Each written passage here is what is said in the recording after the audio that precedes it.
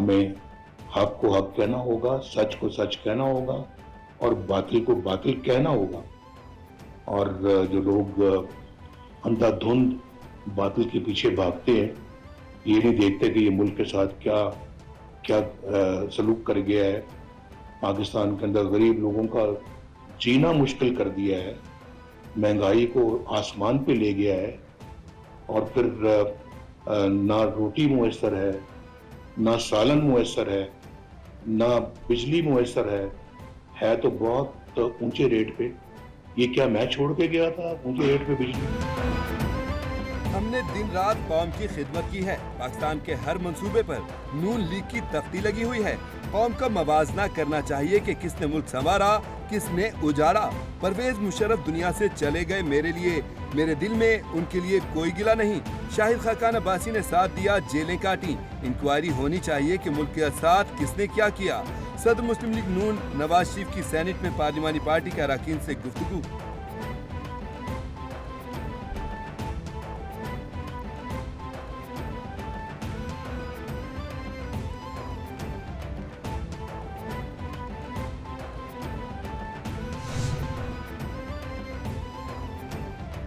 چین کے شہر شیعان میں وزیراعظم شہباز شریف کا چین کے تاریخی ورثے ٹیرا کوٹا واریر میوزیم کا دورہ. وزیراعظم اور وفد کو تاریخی ورثہ جات کے تحفظ و بحالی اور سیاحت کے فروغ کے حوالے سے بریفنگ. وزیراعظم نے کہا کہ چینی کاریگروں کا ہنر قابل تعریف ہے. عظیم قومیں اپنے تاریخی ورثے کی حفاظت کرتے ہیں. دورے کی دعوت پر چینی صدر کا مشکور ہوں. پاکستان میں بھی تاریخی جگہوں کو سیاحتی مقامات میں تبدیل کریں گے.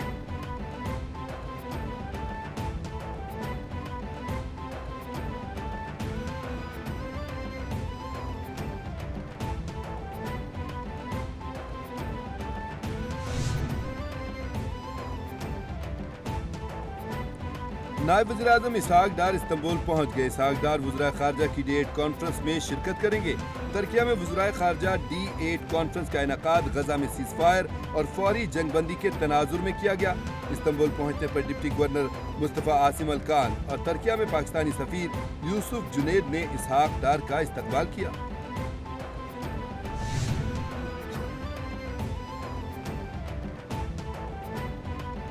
صدر مملکت آصف علی زرداری نے قومی اقتصادی کونسل تشکیل دے دی.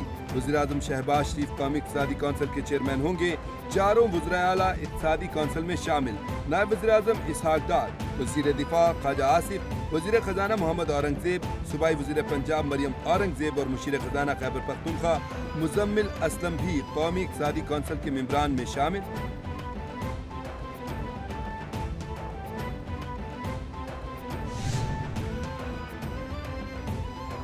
قائم مقام گورنر پنجاب ملک احمد خان نے ہتک عزت بل 2024 کے مسودے پر دستخط کر دیے. بل گزٹ نوٹیفکیشن کے بعد نافذ العمل ہوگا. دستخط کے بعد بل پنجاب اسمبلی بھجوا دیا گیا. گزشتہ ماہ پنجاب اسمبلی سے بل پاس ہونے کے بعد گورنر سردار سلیم حیدر نے بل پر دستخط کرنے سے انکار کر دیا تھا. نوٹیفکیشن جاری ہونے کے بعد ہتک عزت قانون پنجاب میں لاگو ہوگا اور اطلاق ہر شہری پر ہوگا.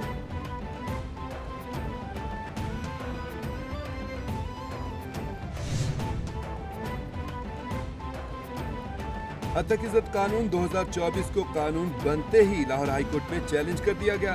درخواست میں موقف اختیار کیا گیا کہ ہتک عزت قانون آئین اور قانون کے منافی ہے. ہتک عزت آرڈیننس اور ایکٹ کی موجودگی میں نیا قانون نہیں بن سکتا.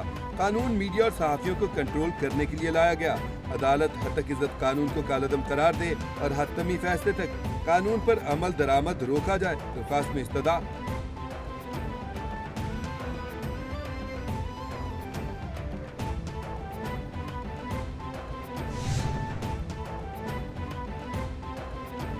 پی ٹی آئی نے قومی اسمبلی میں پارلیمانی لیڈر کو نامزد کر دیا. عمر ایوب نے ٹویٹ کیا کہ بانی پی ٹی آئی نے زرتاج گل کو پارلیمانی لیڈر نامزد کیا ہے. زین قریشی اور احمد چٹھا قومی اسمبلی میں ڈپٹی پارلیمانی لیڈر ہوں گے. قومی اسمبلی سیکریٹریٹ نے زرتاج گل کی نامزدگی کی تحریری درخواست دینے کی ہدایت کر دی. سنی اتحاد کونسل پیر کو اسپیکر کو باقاعدہ آگاہ کرے گی.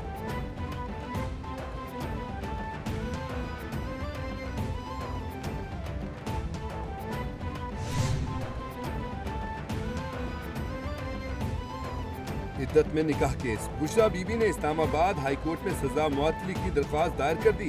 درخواست میں استدعا کی گئی کہ پیش کیے گئے شواہد کی بنیاد پر سزا نہیں سنائی جا سکتی. سیاسی انتقام کا نشانہ بنانے کے لیے جیل میں رکھا گیا ہے. انصاف کے تقاضے پورے کرتے ہوئے سزا معطل کر کے ضمانت پر رہا کیا جائے. رجسٹرار آفس نے درخواست پر 3 اعتراضات عائد کر دیے.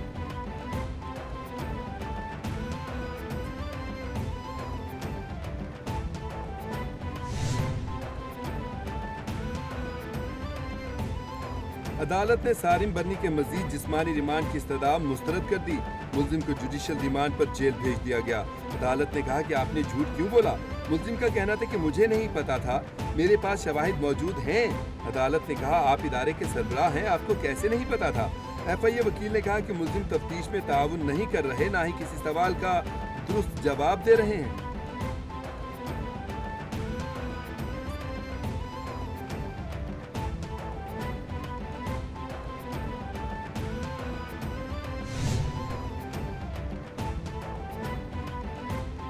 امریکی صدر جو بائیڈن اور یوکرینی ہم منصب کی فرانس میں ملاقات.